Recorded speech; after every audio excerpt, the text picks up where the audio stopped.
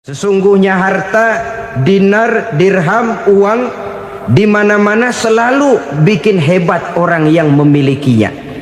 Coba lihat orang yang punya duit sama yang enggak punya duit, jangan gaya hidupnya, gaya jalannya aja lain. Wahia lisanun liman arada fasahatan, wahia silahun liman arada qitala. Bapak-bapak, ibu-ibu, saudara-saudara kaum muslimin rahimakumullah. Setiap orang menginginkan kebahagiaan dan tidak seorang pun menginginkan kesengsaraan dalam kehidupan ini. Namun nyatanya tidak setiap orang yang ingin bahagia mengetahui jalan yang harus ditempuhnya untuk sampai kepada kebahagiaan itu. Maka pada kesempatan pertemuan kali ini saya ingin menyampaikan sebuah hadis dari junjungan kita baginda Nabi besar Muhammad sallallahu alaihi wasallam yang termuat dalam kitab Mukhtarul Ahadits An-Nabawiyah, di mana beliau bersabda, arba'un min sa'adatil mar'i. Ada 4 perkara yang merupakan tanda dari orang bahagia. Jadi kalau saudara ingin bahagia harus mempunyai 4 perkara ini. Yang pertama, orang bahagia itu kata Nabi, darun wasi'un. Punya rumah biar bagus asal gede. Enak ngaturnya. Daripada sudah punya rumah kecil, adanya di pinggir kali, gubuk, kalau hujan bocor, miring lagi, kiamat. Loh, kalau gitu Islam materialis dong. Hadis ini boleh diartikan dengan makna hakiki, arti yang sebenarnya.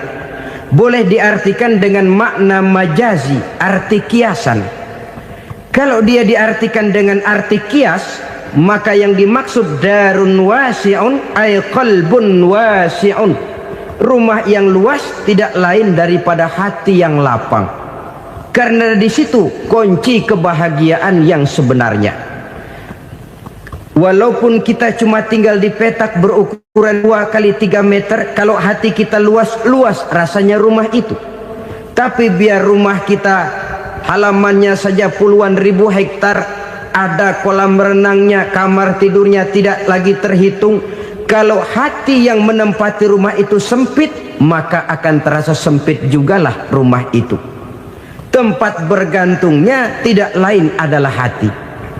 Marilah kita mencoba melihat berbagai pandangan orang tentang bahagia ini. Ada orang menyangka bahwa bahagia itu kalau dia mendapatkan harta yang sebanyak-banyaknya. Siapa yang banyak harta, dialah raja. Apa yang dia mau, seluruhnya bisa dibeli. Keamanannya, dia bisa menyewa petugas. Seluruh fasilitas untuk menyenangkan kehidupannya bisa dibeli. Pendeknya, hartalah segala-galanya dalam kehidupan. Sampai ada pepatah mengatakan, innad darahima fil amakini kulliha taksur rijala mahabatan wa jalala.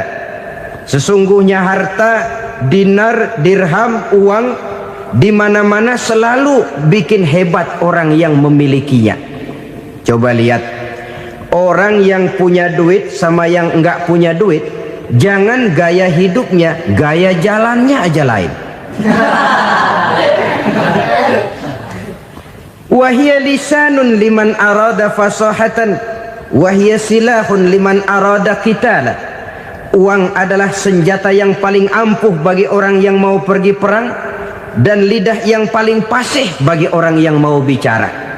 Kalau bicara dengan lidah macet, cobalah bicara dengan harta, lancar.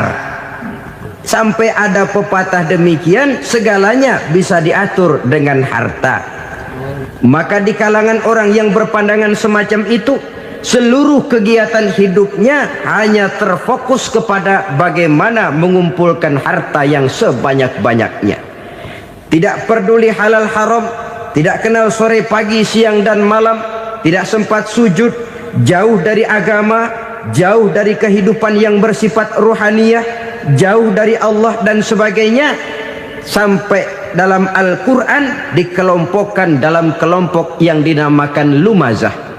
Allazi jama'a malahu wa 'addadah yahsabu anna malahu akhladah. Mereka mengumpul-ngumpulkan harta sebanyak-banyaknya dan menyangka bahwa harta yang banyak itu dapat mengekalkan hidupnya, mengekalkan kekayaannya, mengekalkan kebahagiaannya. Saudara hadirin yang berbahagia, kalau pandangan hidup ini benar, artinya kalau harta memang merupakan satu-satunya hal yang dapat membuat orang bahagia, tentu di rumah mewah tidak akan pernah ada tangis derita. Tentu di satu tempat di mana fasilitas hidup serba menunjang tidak ada yang namanya penderitaan. Tapi suka dan duka, sedih dan gembira, senyum dan tawa adalah milik setiap orang, baik dia punya harta maupun dia tidak punya harta. Nyatalah bahwa harta semata-mata bukan merupakan jaminan bahwa orang akan bahagia, walaupun tanpa harta orang sulit untuk bahagia. Saya mau cerita, ada orang super kaya, namanya Aristotle Onesimus, raja tanker Yunani. Dia punya kapal tanker saja konon sampai 11 banyaknya. Punya perusahaan penerbangan yang disebut Olympic Airlines. Punya hotel di berbagai kota besar di dunia ini, sejak dari New York, London, Paris, Rome dan sebagainya. Bahkan punya pulau yang dia namakan Pulau Scorpio. Ini kan namanya sudah kaya nggak tanggung-tanggung, punya pulau. Nah, dia punya 2 orang anak, yang satu laki-laki namanya Alexander, yang satu perempuan namanya Maria Onesimus. Seluruh harapannya tertumpah kepada anak lakinya Alexander ini, yang akan meneruskan usahanya, meneruskan kekayaannya, meneruskan dinastinya. Apa yang terjadi? Ternyata anak yang dia harapkan yang bernama Alexander ini mati muda dalam kecelakaan pada waktu dia olahraga. Apa olahraganya? Namanya olahraga anak orang kaya, golongan jet set. Olahraganya olahraga pesawat terbang. Jatuh, ya nggak kapungut, habis mati. Tinggal satu anak perempuannya, Maria Onesimus. Tapi anak perempuan ini juga malah urakan. Terakhir dia pacaran, bahkan kemudian kawin sama orang Rusia. Rupanya Aristotle Onesimus ini broken. Kekayaannya yang berlimpah ruah, perusahaannya yang begitu banyak, siapa yang akan meneruskan? Siapa yang akan menggantikan? Sampai kemudian dia mengurung diri di Pulau Scorpio dan mati di sana secara mengenaskan. Seorang multijutawan, seorang yang super kaya, mati menyendiri di pulau sepi. Ibarat kata pepatah, anak ayam mati di lumbung. Bukan kekurangan makanan, keurugan makanan. Begitu kehidupan Aristotle Onesimus. Dan banyak orang-orang yang sudah demikian kaya sampai dibingungkan oleh kekayaannya sendiri. Telusurilah kehidupan David Rockefeller misalnya, Henry Ford misalnya, Adnan Khashoggi misalnya. Multi jutawan yang kadang-kadang dibuat keder oleh kekayaannya sendiri. Pantas ketika Imam Ali ditawarkan orang, "Ya Ali, kalau kepadamu disuruh pilih ilmu atau harta, kau pilih mana?" Ya jelas pilih ilmu dong. Kenapa? Pertama, ilmu kalau kita berikan kepada orang lain tambah. Tapi harta kalau kita berikan kepada orang lain kurang. Saudara punya uang 10.000, dibagi orang 5.000, jelas uang saudara berkurang. Tapi saudara punya ilmu, diberikan kepada orang lain bisa, saudara pun makin mantap. Tidak lantas jadi bodoh karena ngajarin orang. Saudara bisa Fatihah lalu mengajarkan orang Fatihah, orang bisa, saudara pun makin hafal. Tidak lantas setelah diajarin orang ilmunya hilang.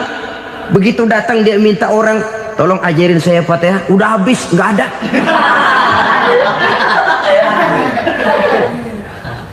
Yang kedua kata Imam Ali, ilmu menjaga kita. Kalau harta, kita yang harus jaga. Makin banyak ilmu, makin terpelihara diri seharusnya. Tetapi makin banyak harta, makin bingung kita jaganya. Sampai kadang-kadang kalau perlu seluruh keliling rumah dipasangi alarm. Belum cukup disewakan anjing besar-besar, pasang di depan pintu, awas anjing galak. Masih belum cukup juga, cari centeng tukang-tukang kepruk jaga rumah. Masih terasa belum aman, padahal rumahnya dikelilingi tembok besar. Di balik tembok ada pintu-pintunya tebal. Di balik pintu itu terbuka masuk kamar, kamar pun ada pintunya, pintunya pun kuat. Masuk ke dalam kamar ada lemari, lemarinya pun pintunya kuat, dikunci, kuncinya pun kuat. Tapi terhadap seluruhnya yang timbul cuma sekedar was-was saja. Kesimpulannya sekali lagi, tanpa harta orang memang sulit untuk bahagia. Tapi harta semata-mata tidak merupakan jaminan orang akan bahagia. Dengan hati yang luas, itu modal utama untuk mencapai kebahagiaan hidup.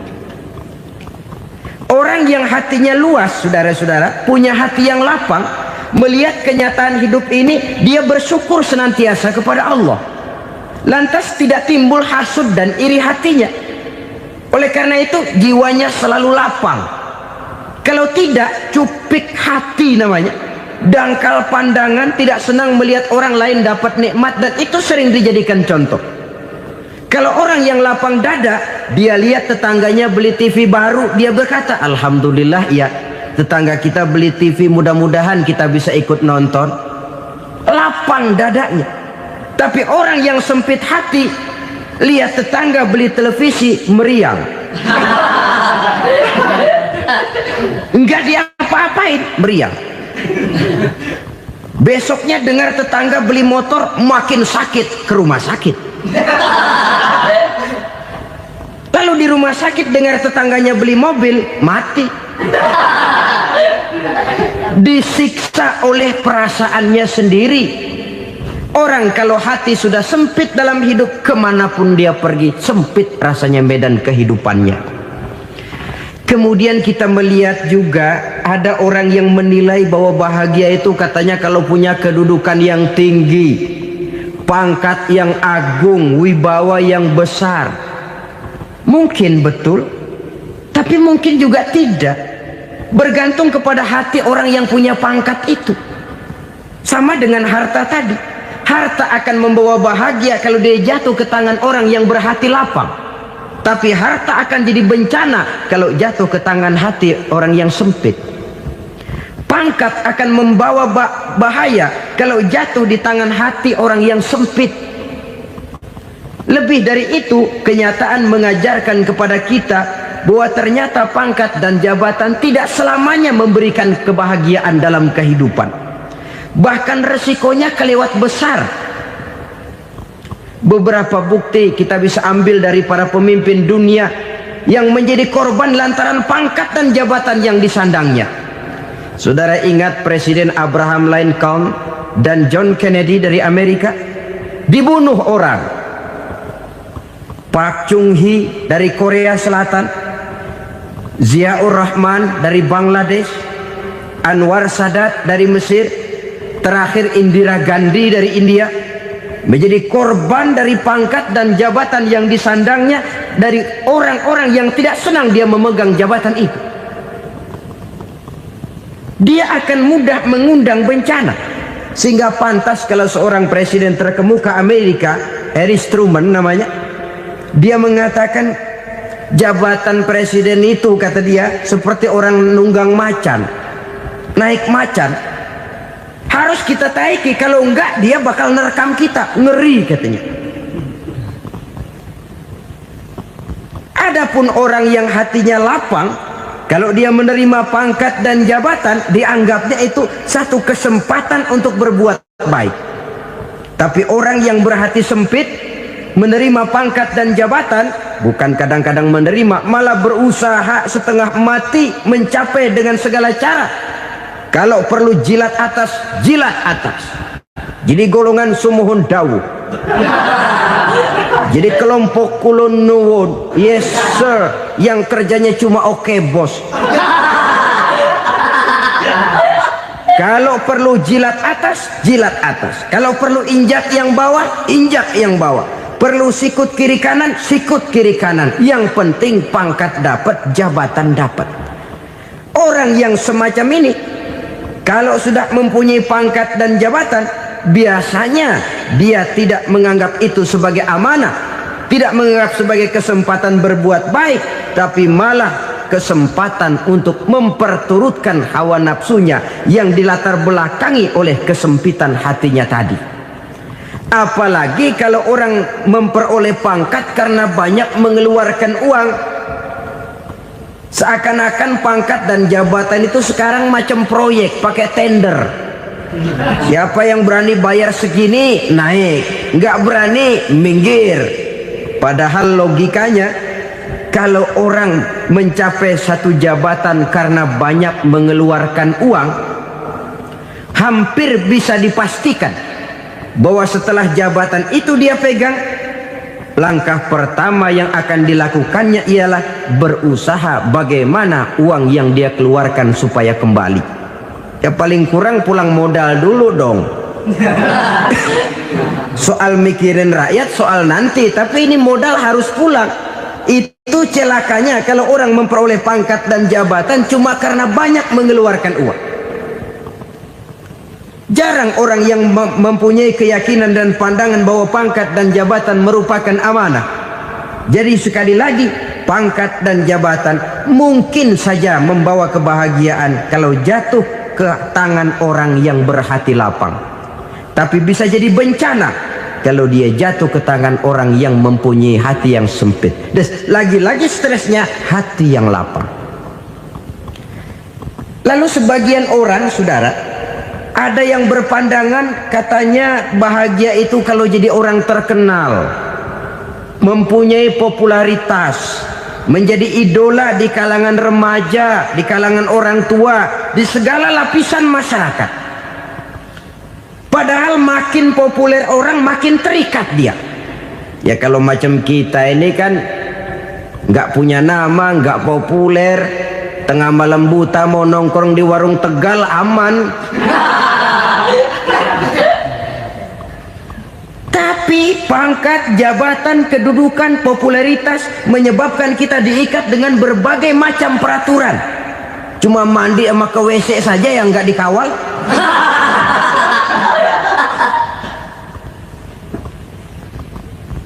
Benarkah popularitas, ketenaran membawa kebahagiaan? Mungkin ya, tapi mungkin juga tidak. Kenapa? Banyak orang-orang populer yang mengakhiri hidupnya secara tragis. Kita ambil beberapa nama. Di Amerika tahun 60-an ada bintang seksi paling terkenal yang dijuluki seks bom, bom seks. Sampai sekarang jadi legenda, namanya Marilyn Monroe. Singkatan doublenya itu inisialnya MM, Marilyn Monroe. Terkenal top sampai dia mati tahun 62. Namanya sekarang masih saja dibicarakan orang. Kenapa dia bunuh diri? Tidak punya hartakah dia? Banyak. Kurang populerkah dia? Seluruh dunia mengenalnya. Sejak rakyat kecil sampai pejabat tinggi dia punya hubungan. Kenapa? Jenuh. Dia terlahir dalam keadaan yatim. Setelah itu tidak lama dia berangkat remaja, ibunya meninggal. Pindah dari wanita asuh ke wanita asuh sampai 12 orang ibu angkatnya. Dan kekecewaan yang paling parah, setiap laki-laki yang dekat dengannya hanya seperti kapal berlabuh. Datang dan pergi silih berganti, padahal dia merindukan seseorang yang bisa melindungi hidupnya. Dia rindukan itu dan dia tidak pernah menemukan.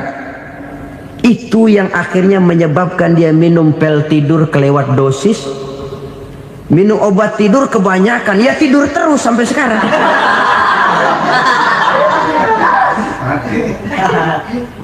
Dia mengakui, saya telah memiliki ketenaran, tapi saya tidak pernah hidup dalam ketenaran itu.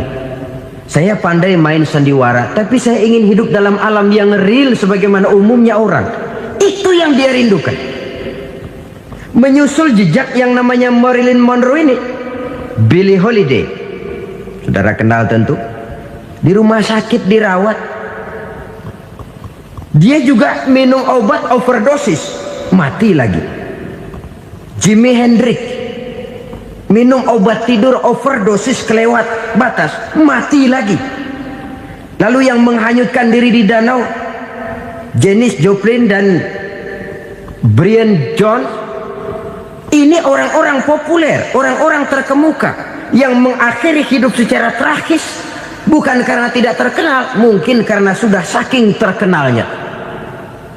Contoh paling belakangan, Bruce Lee. Wah, ini tukang-tukang kepruk tentu kenal siapa dia. Sampai sekarang pun tabir kematiannya masih merupakan misteri.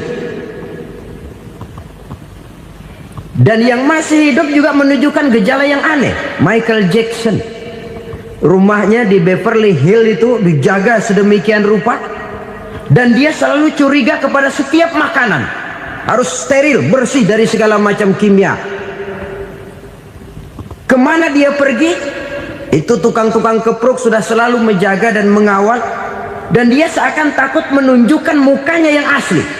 Hingga kalau tampil ke tengah di luar show, dia kadang memakai pakaian yang tidak menunjukkan dia yang sebenarnya, takut dikenali orang. Ternyata popularitas sering jadi momok yang meracuni kehidupan manusia. Oleh karena itu, benarlah junjungan kita pada saat beliau mengajarkan orang akan bahagia kalau dia mempunyai hati yang lapang. Nah, sekarang masalahnya untuk mendapatkan hati yang lapang, caranya bagaimana? Kita kembali kepada konsep Quran. Allah mengajarkan, ala inna bidzikrillahi tatmainnul qulub.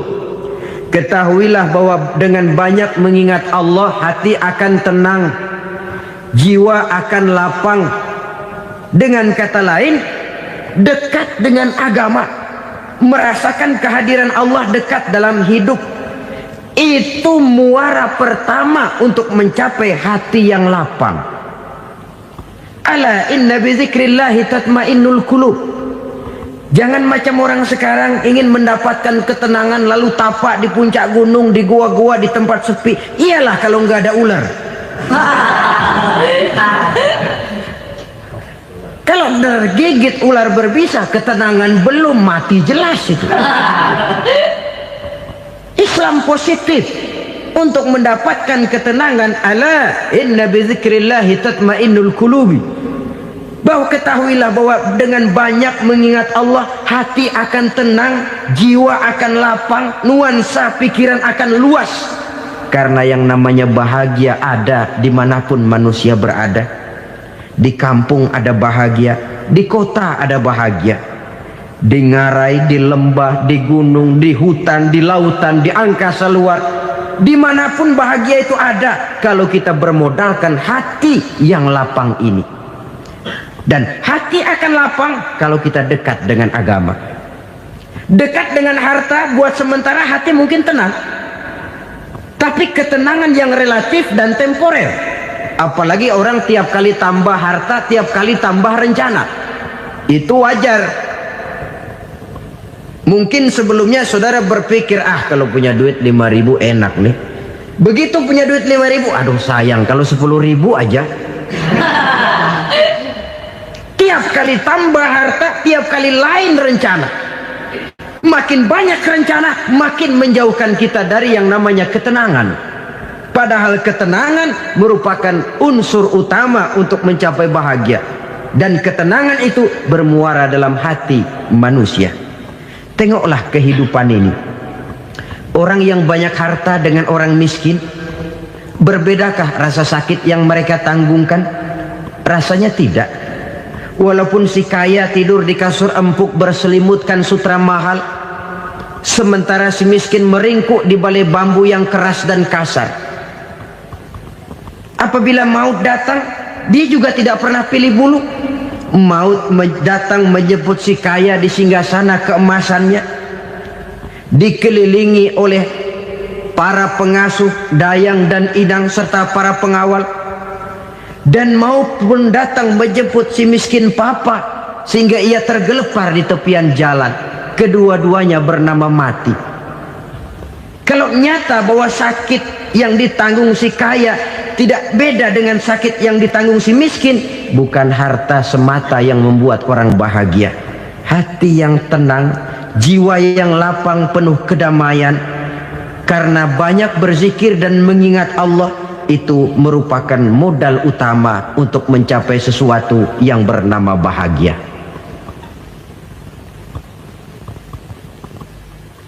Saudara hadirin yang saya hormati, inilah yang pertama dari 4 ciri yang digambarkan oleh Nabi tentang tanda-tanda orang bahagia.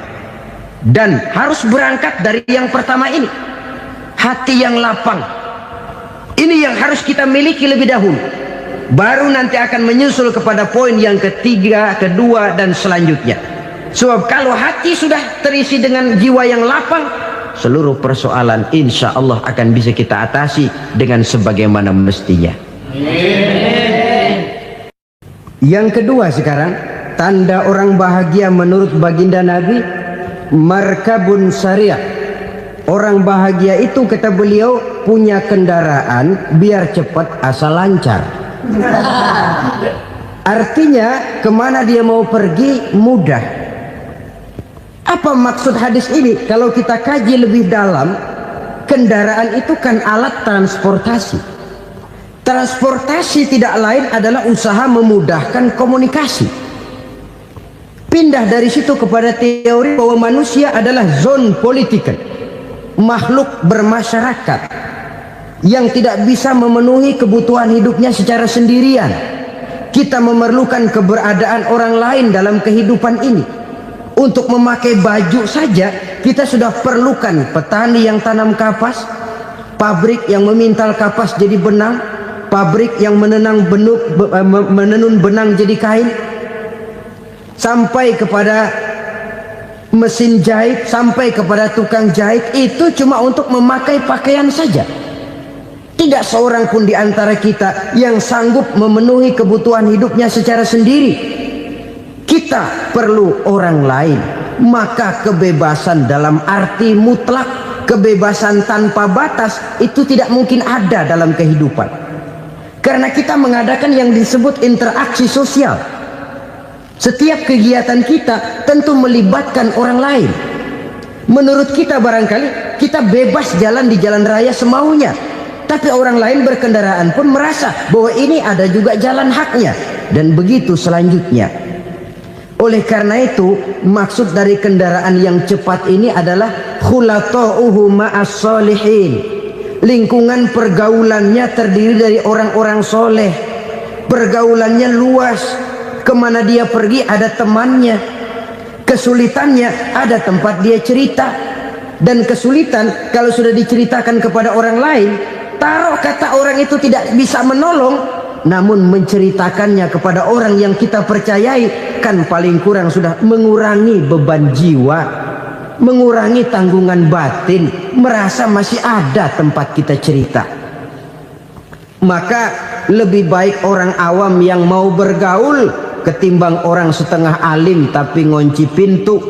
Sebab nantinya akan timbul sikap picik, cupik pandangan, dan tidak luas menghadapi kenyataan dalam kehidupan ini. Namun yang harus kita garis bawahi, pergaulan memang mesti luas. Namun jangan sekali-kali lupa bahwa pergaulan sangat besar pengaruhnya dalam ikut membentuk kepribadian manusia. Sehari-hari bisa kita bilang, kalau kita dekat sama tukang minyak wangi, sekalipun nggak dibagi minyaknya, baunya tentu dapat. Betul? tapi dekat sama tukang elas, walaupun nggak kena apinya, asapnya mesti kena. Kalau Syauqi mengatakan lebih jelas lagi, man asyaral asrafa asa musyarrafan wa muasyiral anzali ghairu musyarrafin. Awalam taral jildal hakira muqabbalan bisagri lamma sara jildal mushaf. Siapa yang bergaul dengan orang mulia, dia bakal ikut menjadi mulia.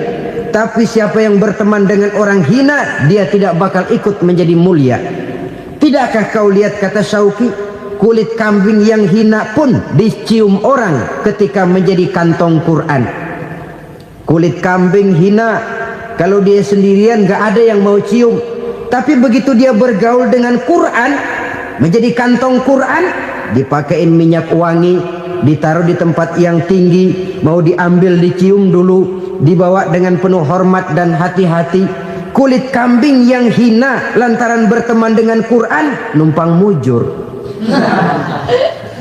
Tapi coba lihat kalau kulit kambing berteman dengan kayu, jadi beduk, habis. Zohor dikemplang, asar dipukul. Itu pun sedikit saja, cuma salah milih teman. Yang temannya Quran dihormati orang, yang temannya kayu lantaran jadi beduk, gelap-gelap subuh orang udah kemplangin.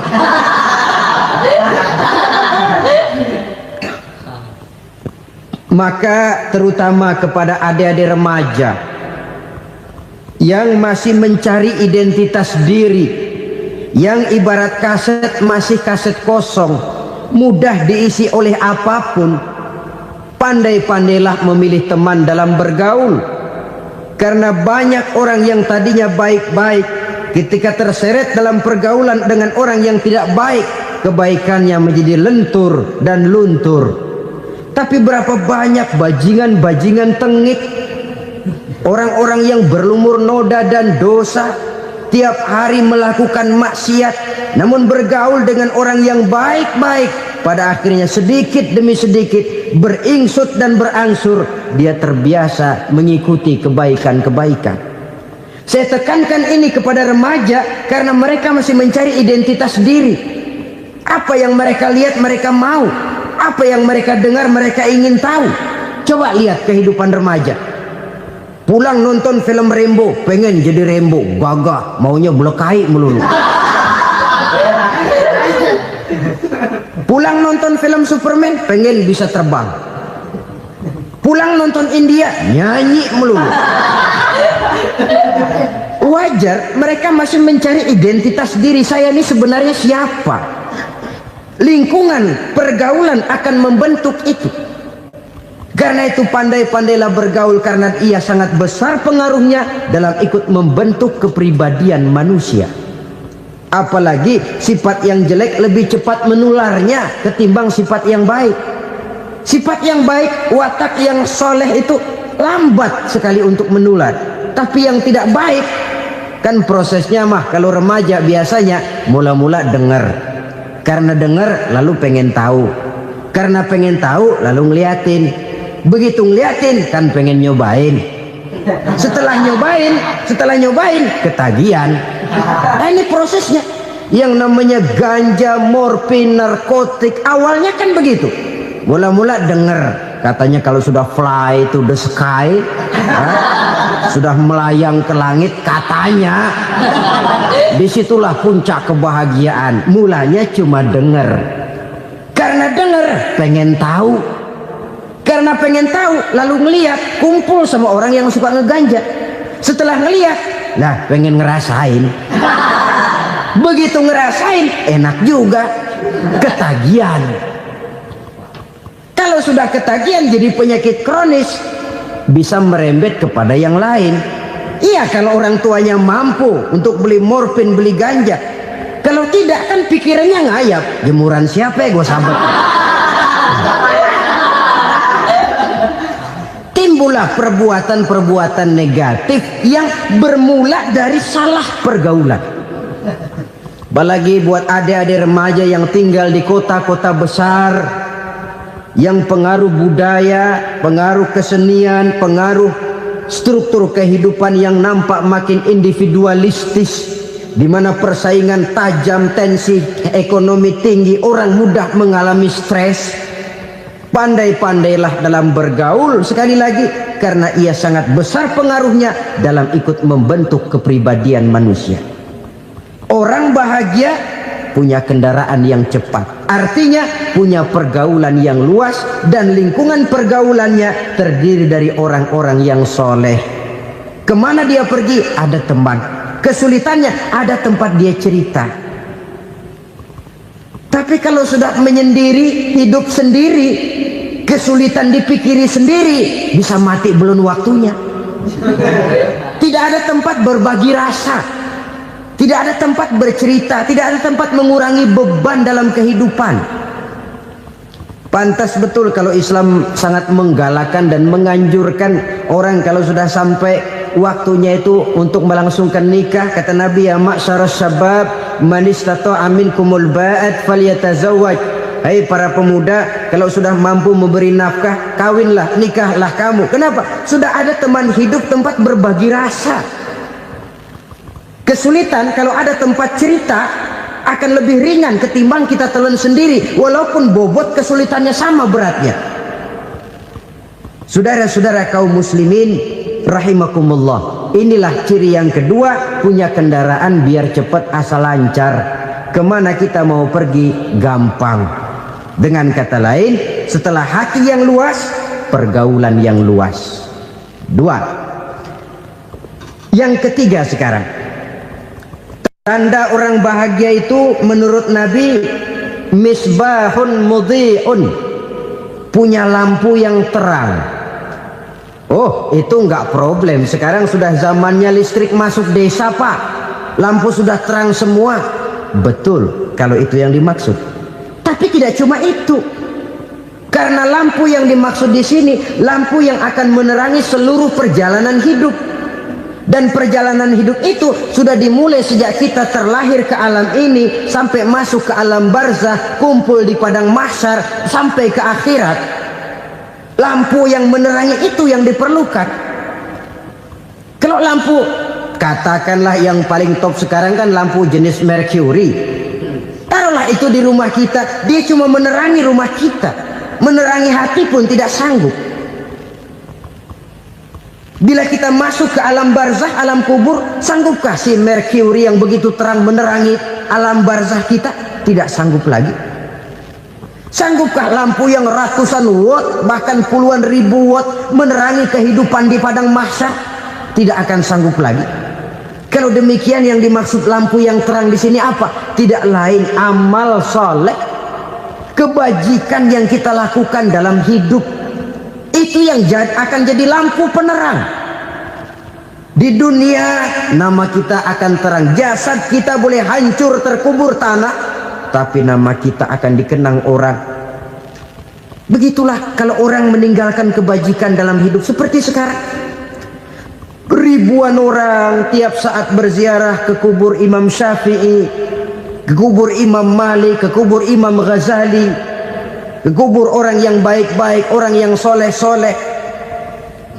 Kebajikannya yang ditinggalkan, yang mengukir namanya dengan tinta emas. Sehingga saudara sudah terbaring di alam kubur, orang lewat, Allah, ini kuburannya Fulan bin Fulan, dulu ini kebaikannya Masya Allah, saya ikut merasakan. Mari kita mampir sebentar, kita Fatihah, mohon disampaikan Allah pahalanya kepada almarhum. Al-Fatihah. Itu kalau orang baik-baik. Lalu saudara tanya, Pak, orang mati dikirimin Fatihah apa nyampe pahalanya? Saya jawab, kalau saudara nggak percaya, mati dulu dah. Nanti saya Fatihain, tungguin di sana. Umpama nggak sampai, balik lagi kemari. Sekarang ini kan maunya otak-otakan saja. Kalau nggak masuk otak, nggak percaya. Padahal alam gaib itu nggak bisa diotak-otakin. Sama saja dengan saudara pernah dengar cerita kapal tanpa emas tenggelam kan? Pernah nggak? Di mana? Ya, di laut Masalembo. Begitu ke tanpa emas tenggelam, ratusan penumpang itu terjun ke laut, dipermainkan gelombang, berjuang menghadapi maut itu. Orang lagi timbul tenggelam di lautan, dihantam ombak, kita tengokin pakai helikopter. Pak, lagi timbul tenggelam ya? Iya, tolongin. Jangan khawatir Pak, nih saya kirim intan Pak, harganya 10 juta. Kira-kira orang yang timbul tenggelam di laut seneng nggak? Tidak. Kan mahal toh intan 10 juta. Kenapa dia nggak senang? Karena intan 10 juta dalam kondisi seperti itu tidak sanggup menyelamatkan dia. Dia akan girang kalau dikirimin ban mobil bekas, dikirimin papan terentang atau bambu. Intan yang 10 juta dia nggak girang. Ban mobil bekas yang 1000 perak, tuh pegang, itu yang dia girang betul. Inilah sebabnya Nabi berkata, mal mayyitu fi qabrihi illa kal ghariqil mutaghawwis. Orang yang meninggal di alam kuburnya seperti orang timbul tenggelam di lautan. Yantaziru da'watan min ahli, menunggu doa dari keluarganya yang masih hidup. Duh, bapak saya sudah meninggal, saya sayang benar sama dia. Kirimin kulkas ke kuburannya Itu sama saja dengan tadi orang tenggelam di lautan dikirimi intan yang harganya 10 juta, ndak sampai.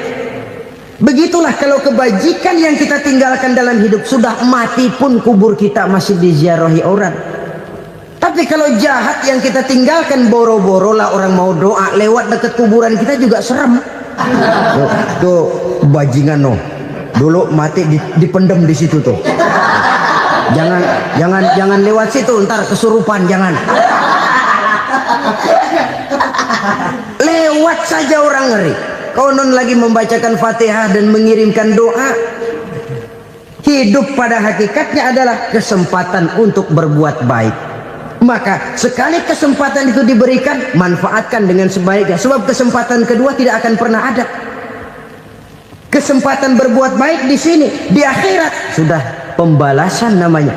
Sekali kesempatan itu dicabut, dia tidak akan pernah dikembalikan lagi. Kata Iqbal, hidup tidak mundur ke belakang, Bung.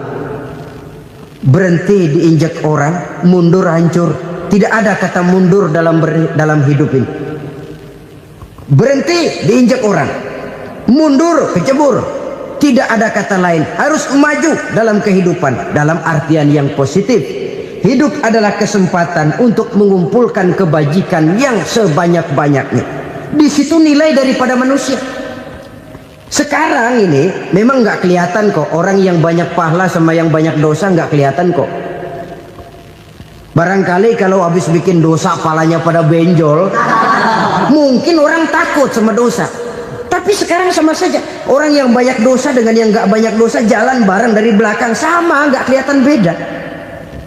Tapi ada waktunya di mana pahala memegang peranan, di mana dosa diperlihatkan. Sama saja kalau kita bawa mobil siang, lampu kan nggak begitu berfungsi. Apa lalu bilang, alah ini lampu berat-beratin, copot-copotin aja dah. Tidak perlu begitu. Kenapa? Pada suatu saat malam senja akan datang. Bila matahari terbenam, senja pun datang, gelap mulai merayap, disitulah baru terasa perlunya lampu. Pahala begitu.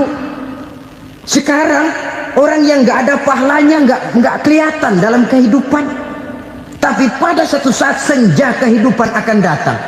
Ajal merenggut nyawa, malam merayap, dan hidup mulai diliputi kegelapan di alam barzah. Dikala itu kalau nggak punya lampu, alangkah malangnya kita. Sebab amal yang baik, kata Nabi, di alam barzah itu akan diciptakan menjadi perempuan yang cantik menemani kita. Amal yang jahat akan menjadi orang yang paling jelek nemenin kita. Sudah di tempat gelap yang nemenin jelek.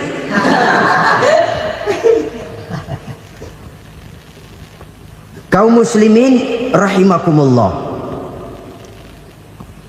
Kalau demikian masalahnya, tergantunglah kita pandai memanfaatkan waktu. Al-waktu kasayf, waktu itu cepat sekali. Yang namanya waktu itu tahu-tahu. Tahu-tahu udah tahun 87. Tahu-tahu udah begitu. Tahu-tahu yang kemarin anak-anak, sekarang udah pada punya anak. Tahu-tahu saja itu. Begitu cepat waktu berlalu.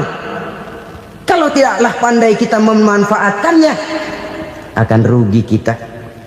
Nabi bersabda, man kana yaumuhu khairun min amsihi fahuwa rabih. Barang siapa yang hari ini lebih baik daripada hari kemarin, itu orang untung. Hari ini lebih baik daripada kemarin, bulan ini lebih baik dari bulan kemarin, tahun ini lebih baik dari tahun kemarin, itu orang yang beruntung. Tahun kemarin sembayangnya maghrib doang, sekarang udah tambah isya. Tahun kemarin cuman Idul Fitri aja ngancem bener, sekarang udah tambah Jumat, lalu tambah lagi maghrib, tambah lagi isya, dan selanjutnya. Hari ini lebih baik daripada kemarin, itu orang yang beruntung. Wa man kana yaumuhu mislu amsihi fahuwa khasir. Lalu barang siapa yang hari ini sama saja dengan hari kemarin, itu orang rugi. Hari ini sama dengan kemarin, rugi itu. Bulan ini begitu, bulan kemarin begitu, tahun ini begitu, tahun lalu juga begitu. Rugi itu orang. Rugi apa? Rugi umur. Umur tambah, amalan gak pernah tambah. Dan saya pikir lebih merupakan azab ketimbang nikmat kalau orang dikasih panjang umur cuma untuk numpuk dosa. Mending mana? Panjang umur banyak dosa sama pendek umur dikit dosa? Mending mana? Mending mana? Ya, paling mending tentu panjang umur banyak pahala. Tapi kalau tidak, sekali lagi, lebih merupakan azab ketimbang nikmat kalau orang diberikan panjang umur tapi cuma untuk sekedar menumpuk dosa.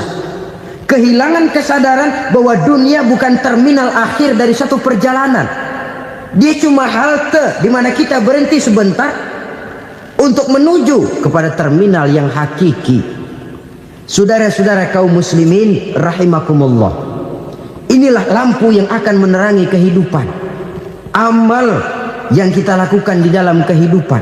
Jadi yang dimaksud dengan lampu yang terang, kebajikan yang kita kerjakan dalam hidup. Nah, setiap orang di awal tadi saya bilang ingin bahagia. Bahagia itu kan hakikatnya kumpulan senang dan selamat. Senang, selamat.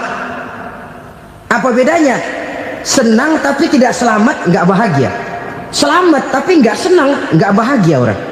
Contoh, kalau orang korupsi, duitnya banyak, senang dia, tapi keselamatannya. Ada tentara baris di samping rumahnya udah bingung, padahal tentara latihan. Tentara cuma latihan, dia bingung. Senang, tapi karena keselamatannya tidak terjamin, dia tidak bahagia. Sebaliknya pegawai negeri jujur benar, cuma segaji-gajinya, selamat nggak korupsi tapi melarat, ya nggak bahagia juga, kurang senang. Kesenangan dan keselamatan untuk dunia saja, ya sekali lagi, kalau cuma sekedar untuk dunia saja, bisa dibeli pakai uang, bisa dibeli pakai uang. Saudara ingin selamat, bisa dibeli pakai uang. Saudara ingin senang, bisa dibeli dengan uang. Tapi setelah mati masuk ke alam barzah, habis kekuasaan uang. Nggak bisa lagi beli keselamatan pakai uang, tidak mungkin lagi membeli kesenangan dengan uang. Di situ pahala yang megang peranan. Makin banyak pahala, makin banyak saham untuk membeli kesenangan dan keselamatan, untuk memperoleh yang namanya bahagia.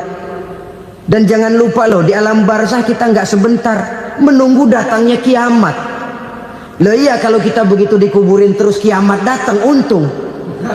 Tapi kalau masih harus 1000, 2000, puluhan ribu tahun yang akan datang, dalam satu penantian yang begitu lama, tanpa saham untuk memperoleh kebahagiaan, satu kemalangan yang tidak ada pernah putus-putusnya.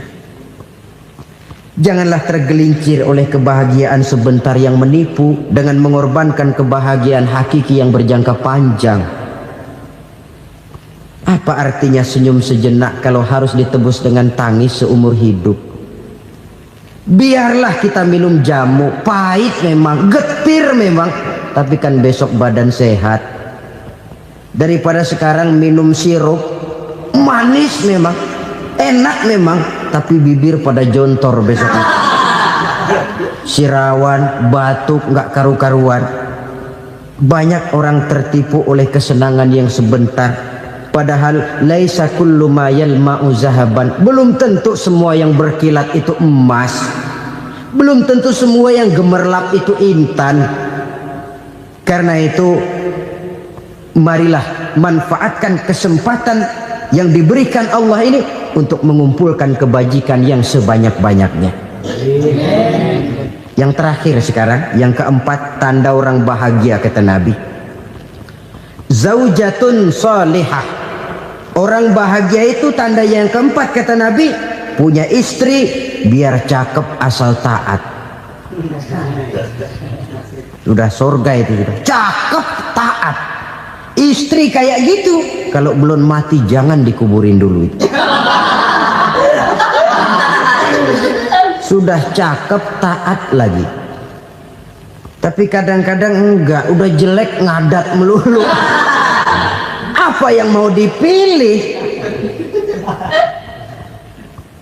Sebab itu Quran mengatakan istri pakaian untuk suami, suami pakaian untuk istri. Kenapa suami istri diibaratkan pakaian? Alangkah tingginya gaya bahasa Quran ini. Suami istri teman hidup, hidup perjalanan panjang. Sejak kita dalam rahim sudah ada hidup kan di sini. Sampai ke alam dunia, masuk ke alam barzah, kumpul di padang mahsyar, sampai menuju akhirat, itu perjalanan hidup. Carilah istri atau suami teman hidup yang membawa manfaat tidak hanya kehidupan di dunia ini, sampai di alam barzah, sampai di padang mahsyar. Suaminya mungkin meninggal lebih dulu atau istrinya mungkin meninggal lebih dulu, tapi suami atau istri yang masih hidup berbuat kebajikan. Suami saya meninggal, ada hartanya, saya sedekahkan, niat pahala untuk almarhum suami saya. Ini teman hidup, tidak dibatasi dan tidak bisa dipisahkan oleh maut sekalipun. Zohirnya mungkin pisah, badannya mungkin pisah, tapi hatinya, jiwanya, kebersamaannya dalam menghadapi kehidupan.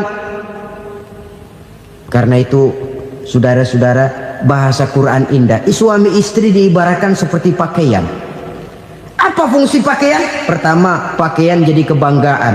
Artinya suami harus menjadi kebanggaan istri, istri harus jadi kebanggaan suami.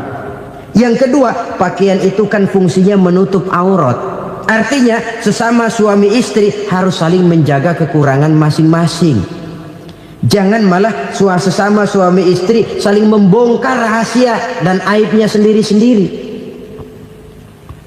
Istrinya diceritain jeleknya di mana-mana, atau suaminya dibongkar rahasianya di pasar umum. Itu sudah tidak lagi berfungsi sebagai pakaian. Kenapa semua ini diperlukan? Karena kita menyadari bangsa yang baik terdiri dari masyarakat yang baik.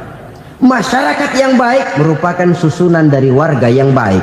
Warga yang baik adalah terdiri dari rumah tangga yang baik. Dan rumah tangga yang baik merupakan susunan dari pribadi yang baik. Dari situ langkah dimulai. Membangun satu bangsa yang baik diawali dengan membangun rumah tangga yang baik, dengan menciptakan pribadi-pribadi yang baik. Sehingga dari sini diharapkan berkembanglah nilai-nilai kebaikan. Orang akan bahagia mempunyai istri yang soleh. Kenapa? Tidak ada seorang suami bisa sukses jadi apapun dia, apapun profesinya, dokterkah, kiaikah, mubalikah, petanikah, pengusahakah, pejabat tinggikah, tidak ada seorang suami yang bisa sukses tanpa peran serta istrinya. Walaupun memang peranan itu tidak begitu kelihatan, tapi sangat menentukan. Karena itu, saudara hadirin yang saya hormati, Islam sangat menghargai kaum wanita, memberikan kedudukan yang tinggi sepanjang tidak mematikan kodrat kewanitaannya. Nah, kalau sudah kesuksesan ini diawali dari rumah tangga, karier di masyarakat mudah untuk dikejar. Tapi keberantakan di rumah tangga merupakan kegagalan pertama di tempat lain. Nah, inilah saja yang dapat Al-Fakir sampaikan pada pertemuan kali ini.